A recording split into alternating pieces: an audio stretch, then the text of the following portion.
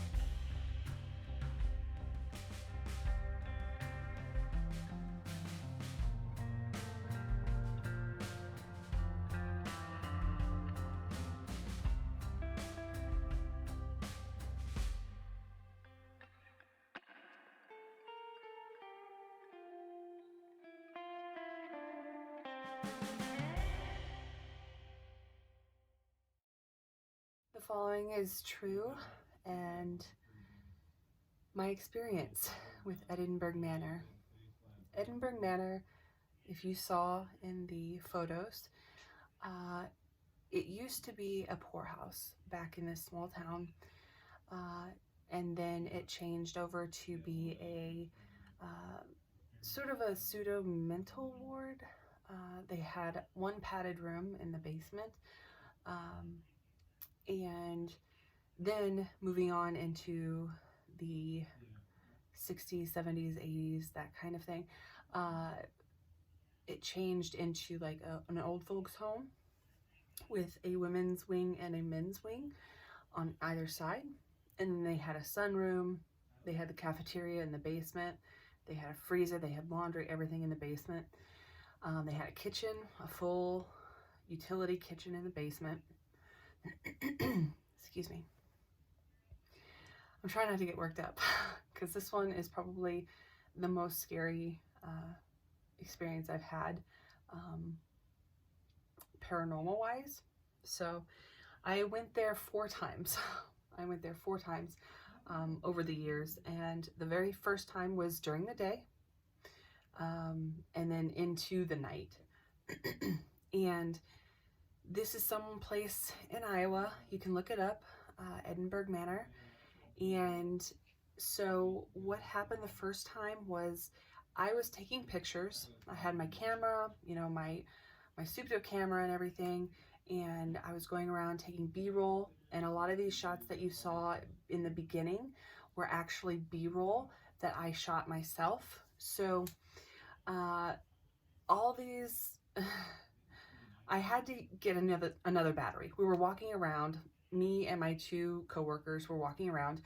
It was just us 3 the first time, and we had heard that Ghost Adventures would be doing an episode about a month away. So they had already been there, but then they were going to do one a month away. So we got there before it aired.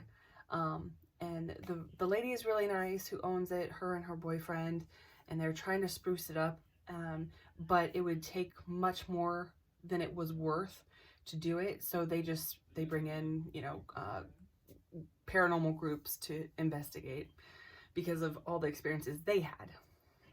So the very first time we were there, I didn't think anything of it. It was daytime. The guys walked down to the men's wing down the hallway, and I couldn't hear them anymore. And I was at base camp, which is basically the room right when you walk in, and it's like a greeting office area. It was the only one that had electricity, only room that had electricity. So I stopped and I had to get new batteries for my camera. And as I was putting in these new batteries, I heard the most awful scream of pain and agony that I have ever heard. I had never heard that in my entire life. It was almost like someone was getting murdered. It was awful. It was so loud. It was so loud. And it like echoed off of the walls. And I was like, oh my gosh. I stood there. I was frozen in fear for almost about 30 seconds, I would say. It seemed longer, but I think it was about 30 seconds. And I started yelling, guys, and they didn't hear anything. So I went down the hallway and I was looking for them. I was like, yelling for them. And I was like, guys, wait up. Daytime, everything. They come out of the room that they were in. I was like, did you guys not hear me calling you? Did you not hear that? They were like, what are you talking about? And I said, you didn't hear the scream? You did not hear that. It echoed throughout the whole freaking building. And they said, no, didn't hear it. Did not hear it. And I was like, are you kidding me? I was getting kind of angry because I was like, how could you not? How could you not hear it? It was a woman literally screaming at the top of her lungs, and it lasted. I can remember it lasted. It wasn't just a split second. It wasn't like, or anything like that. It was like constant for almost 15 seconds. And I just stood there and I listened and I was like, oh my God. Because I was like, the only woman in here is me. So, and that wasn't me. And they didn't hear anything. So I'm thinking now, like, I'm batshit. Like, I am insane. I thought I was going crazy. Did I hear this? Was it in my mind? Like, I don't know. It seemed to me that it was out there because I heard it and it echoed like it was out there, in the hallways and everything. But they didn't hear it. So I don't know what to make of that. That was my first experience there. There was other things during that night. One of my coworkers, me and my other coworker, we were outside in the front, on the front steps. The other one was standing just inside, and he was looking down both hallways. He was looking down the women's hallway, and he said this white mist came down the hallway at him, and he didn't know what to do. He didn't know what to run or to do whatever, but he was freaked out. And he actually doesn't really believe in this stuff. He doesn't believe it's real or anything like that. So that's why he's investigating to see, can he prove it? Yeah, so there was that. And then the whispers started. The whispers were like almost like a conversation, a hushed conversation that you couldn't quite make out what was being said. Yeah, it was really weird. But other than that, the first time, nothing else happened for me. The second time we went, nothing happened. It was actually quite dead, so I don't know if it was just not the right night or what have you. But the third time we went, we were there. We had our Texas chapter come up, one guy. So it was my two co-workers, me, and the Texas chapter. He was sitting outside on the women's wing on the porch because he couldn't put in the code for the door. So he was sitting there with his cigar, and he said he heard what sounded like running up to the door that he was sitting at, you know, the back door. And somebody banged on the door, like they threw their whole body on it or something. He freaked out. He started recording and couldn't get anything. He just was telling his experience of what just happened, and he was freaked out because he was the only one there. So there was that. We were there this time for 3 days consecutively. Our Texas chapter, he rented the whole place for 3 days. We got tons of B-roll. We were gonna make an episode, but it just never happened. So the next thing that happened was that this was probably like going on the 3rd day and going into the night, and then we would have the next day we'd leave. So what happened was the 2 guys went to town. He had a hotel room. We got showers, everything like that. They went to town. I stayed back with our Texas chapter. He said, I need to get B-roll of the basement and the 2nd floor still, and which one do you want to do? I said, let's just get the basement done and over. I don't care. I just want it done, because I was already on edge by this time, staying in a haunted place for so long. So I was the light girl. So I was holding the big light, you know, IR light or whatever, and he was getting B-roll of everything.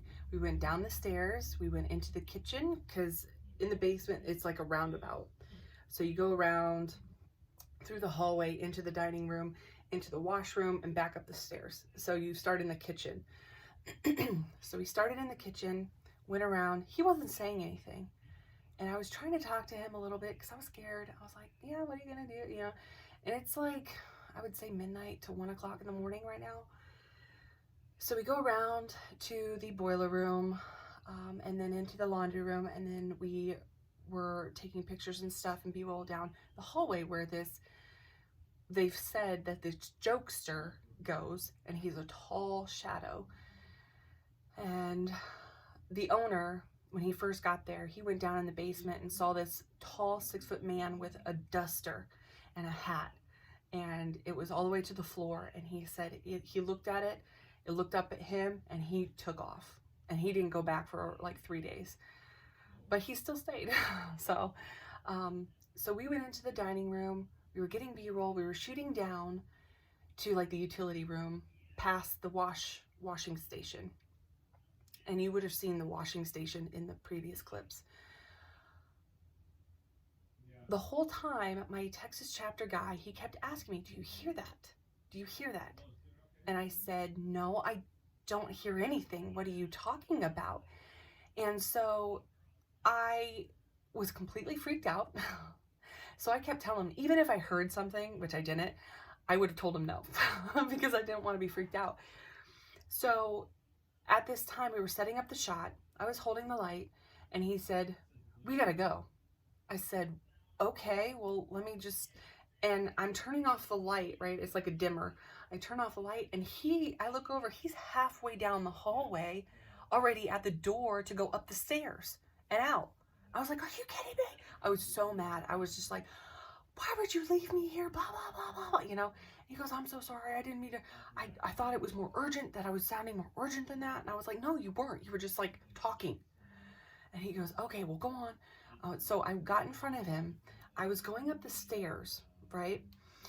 I was holding onto the banister. I was holding onto my flashlight. And my phone is in my back pocket. I'm wearing jeans and just a shirt. And he's at the bottom of the stairs holding onto the rail, and he's holding his flashlight.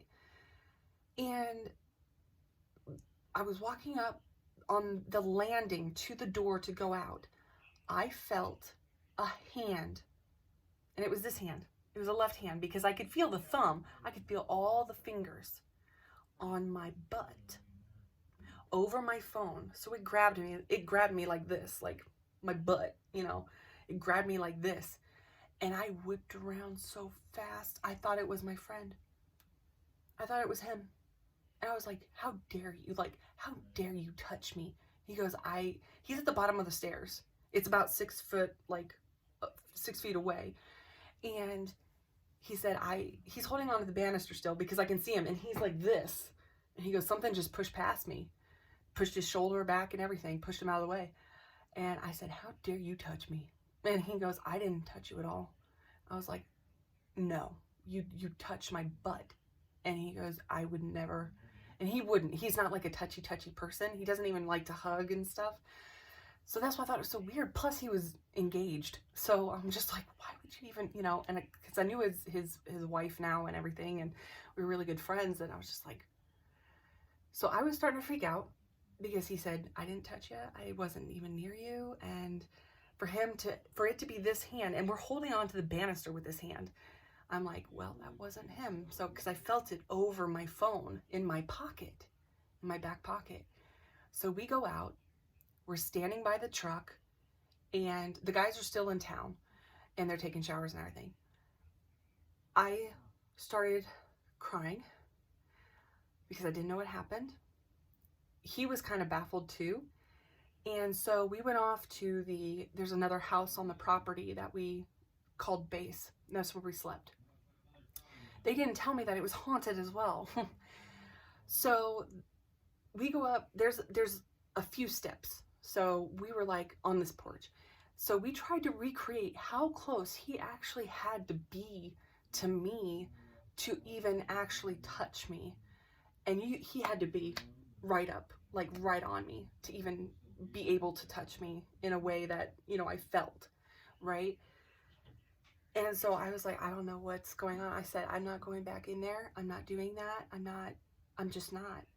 And so the guys came back. We told them what happened. They questioned me, you know, like what I was doing, what he was doing, you know, trying to get our stories to corroborate, right? Very factually and investigatively, you know, to get the facts. So I said, I'm not going back in there. I don't want to. So they went back in and they investigated down in the basement. All the guys did. I was left in this haunted house. And I was in there for probably about 15 minutes. And of course I didn't know. They didn't tell me because they didn't want me to be scared while I was sleeping there. Then after 15 minutes, I heard the front door rattling so hard. And I'm like, there's no wind. There's no nothing outside right now. And it wasn't weather. It was like actually quite nice day or night, evening, I guess, night, evening. And I was like, oh my God, somebody's trying to come in. I was like, somebody in this town is crazy and they're trying to come in. So I called my friend. I called him. I said, you get your butt back here right now. There's somebody trying to break in here. And he goes, okay, be there soon. 5 minutes later, he's there. And I said, there's somebody out there and they were rattling the door. They're trying to get in. And that's when he told me that this place is haunted too. And I was just like, are you kidding me? I was like, don't leave me. I'm not going back in there. And then we talked and everything. Come to find out later that my Texas friend that I was with, when he kept asking me, do you hear that? He kept hearing things in his mind saying like, it was a conversation between two guys or something saying like, go get him, you know, like poking and prodding each other to try to like, you know, go and spook him and stuff. And then when we left, when he said, we got to go now, is when the conversation changed into, instead of get him, get her. And that's when he's like, all right, he went into like protective mode, you know, big brother. And he was like, we got to go. And he didn't tell me any of this because I said, I don't want to know. I don't want to know. Not in this dark basement. No, thank you. So yeah, that was the most scariest thing I've ever experienced, because I thought if I don't interact with him, they won't interact with me. Not true. Not true at all. They will, and they can. So, of course, I went there 4 times. The last time, my parents were with me and my brother and my 2 coworkers. We were there because I told my mom about my experience and everything, and she really wanted to go. We were in the men's quarters. We were going out of a room, me and my mom, and we heard a breath. It was, and she turns around and she goes, why'd you even do that? Why do you gotta, you know, like, it's almost like exasperated breath. And I was like, that wasn't me. I heard that too. And she goes, what? That wasn't you? I was like, no. Was it you? And she goes, no. I was like, well, it was in between us. And we had about 2 feet in between us. And we were right across from the room that the guy, he had deceased himself on the doorknob. So yeah, that was pretty insane. We got that on camera. I don't have the clip with me now. It's been so many years, but yeah. The other thing, the last thing that happened there was it was about 2 or 3 in the morning. My parents and I and my brother were in the van. We were sleeping because they didn't want to sleep in the haunted house. Neither did I. The guys called us in. They called me. I said, okay, we're coming in, me and my brother. My parents were still sleeping. So we came in. We were up on the 2nd floor. Came up onto the stairs. And again, the stairs are another story, but came in. We were standing there and we were doing an EVP session in the men's side of things up on the 2nd floor. And I kid you not, I was peering at my friend who was running the EVP session. He was closest to the stairs, right? And I'm looking down and I see this thing just come out of nowhere.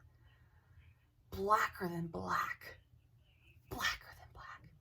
And it had like a haze around it. And I even drew the picture. It was over his shoulder. And I was like, I felt this shadow figure was not for me. It was for him. And I said so. I said, there's a shadow figure behind you right now. And it's as tall as a person. It has the shape of a person, but it's got haze around it. And it's darker than dark because it blocked out part of the stairs. So the banister for the stairs. And I was like, I can't see through it. That's a shadow figure. And I said, it's not here for me. It's here for you.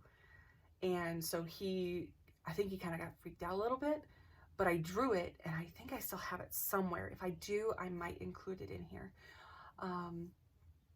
But yeah, after that, it basically, when he turned around to like acknowledge this thing, it dissipated. It basically just fuzzed out of existence. Like, I don't know where it went or anything like that. So yeah, that was my experience there. When I did get touched though, it took me about 3 or 4 days to feel myself again.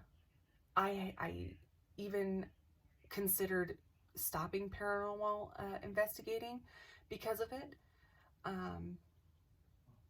And it really messed with me a lot. But after about 4 days, I came back to myself and it was just so weird. It was so weird. It's such a weird experience. But even if you're there and you're not doing anything, they can get to you. So just, if you're in that kind of situation, just, surround yourself with light and pray if you need to, or do what you need to protect yourself.